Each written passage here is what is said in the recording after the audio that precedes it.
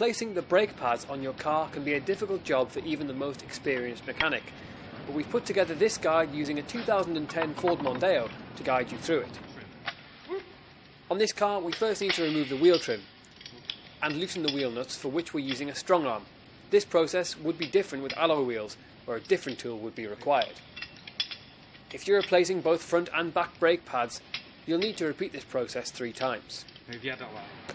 Next, open up the bonnet and remove the cap from the brake fluid reservoir. It's important to do this because some of the later stages of this operation can cause it to overflow and burst the seals and possibly corrode paintwork. Surround the exposed pipe with a rag to reduce the risk of brake fluid spilling out. Now it's time to remove the wheels. Remove the wheel nuts and pull the wheel off its mount.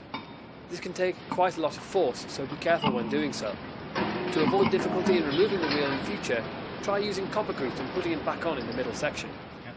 Now the brake is exposed. On this car, there are 2 retaining bolts with small plastic caps, which have to be removed first. To remove these bolts, you'll need to use an Allen head attachment of the correct size on a ratchet.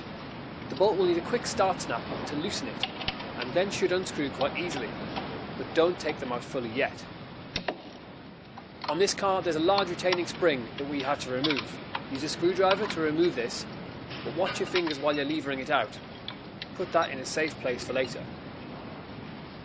Now you can remove the bolt you loosened earlier at the back of the caliper, and make a note of which bolt is which, as they'll need to go back in the same places. Now you can work the brake caliper off its mount. You can now remove the back brake pad, and on this car its attachment are these 3 prongs. It's good practice to secure the caliper to the chassis of the car if you're stepping away to keep it safe.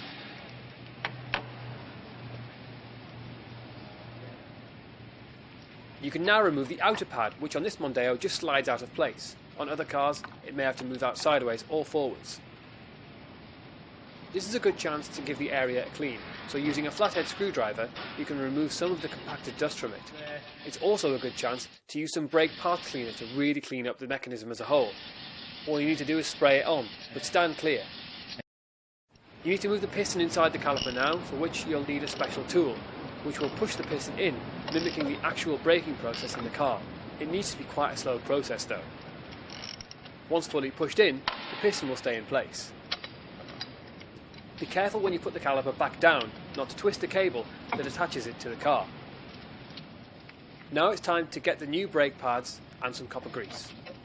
In the box you'll find the outer and inner brake pads, and remember, the inner one has the 3 prongs on it, which will go inside the piston. In the set from QUINTON HAZELL, you'll get a set of front brake pads for both wheels.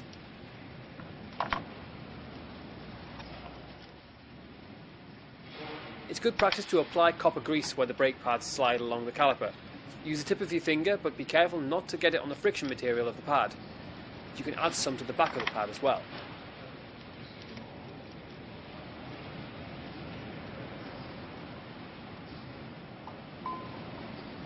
The pad should then slide easily into place.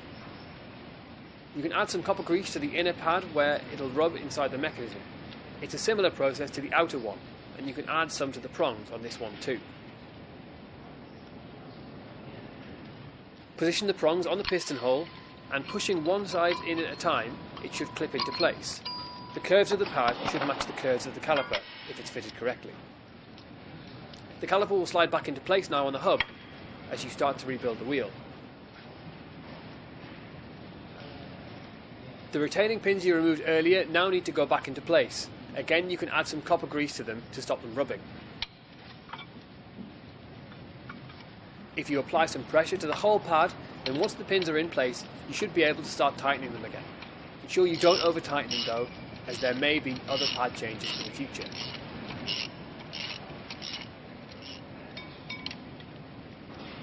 Once you've refitted the spring at the front of the caliper, now it's time to replace the wheel.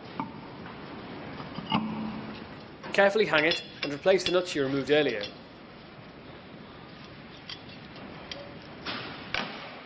Then it's vital that you pump the brake back up. For the video we raised the car in a garage, so our mechanic will use his hands to pump the foot brake until it goes firm. Once that's done, you know it's a successful change. Make sure you put the cap back on the brake fluid and take your protective cover out before closing the bonnet. But if you're also doing the back pads, wait until you've changed them before putting the cap back on the fluid reservoir. Changing the brake pads for the back wheels is slightly different. For this Mondeo, we need a 15mm spanner for the inside lock nut and a 13mm spanner for the outside one. These may take some force initially to get moving, but again, be careful when doing so. Access to the back wheels is more difficult as it won't turn, so you'll need to get your head in the arch to do the work required. Remove both the bolts fully. Taking the back caliper off is more difficult than the front, and you'll need to carefully lever it off its mount. The brake pads here just slide straight out with a small amount of leverage.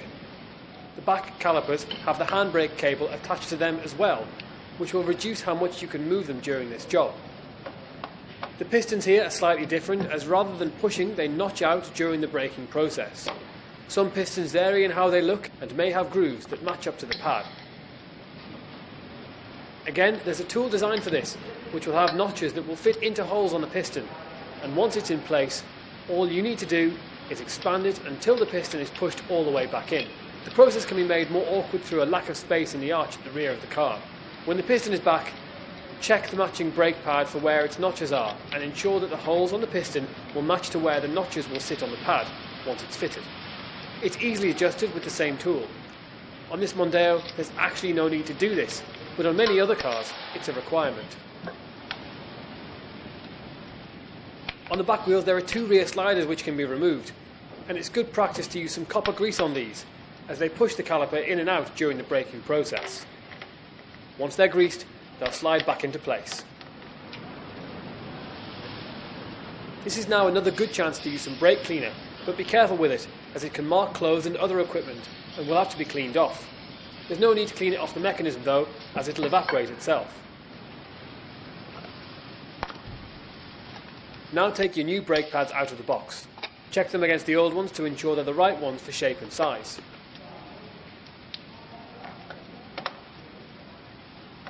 All four pads in this example are the same, which means it doesn't matter which way you put them on the mount.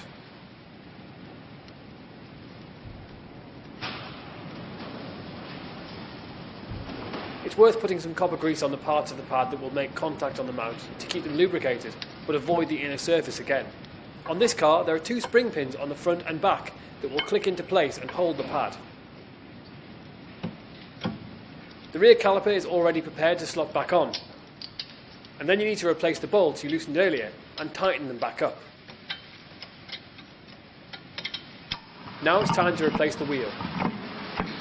Carefully hang it and replace the nuts you removed earlier.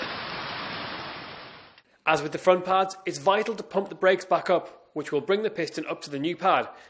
And when the car's off a ramp, you can do this by applying the foot brake until it goes hard in resistance. You also need to adjust the handbrake, and with the foot brake applied, pump it up until you feel it pulsate on the pedal, and then apply the handbrake properly to ensure it's properly adjusted. Make sure you put the cap back on the brake fluid and take your protective cover out before closing the bonnet. With the handbrake applied, you can now tighten the wheel nuts. Be careful to do so properly and with the correct tool and test them well. Finally, replace your wheel trim properly on the wheel. Job done.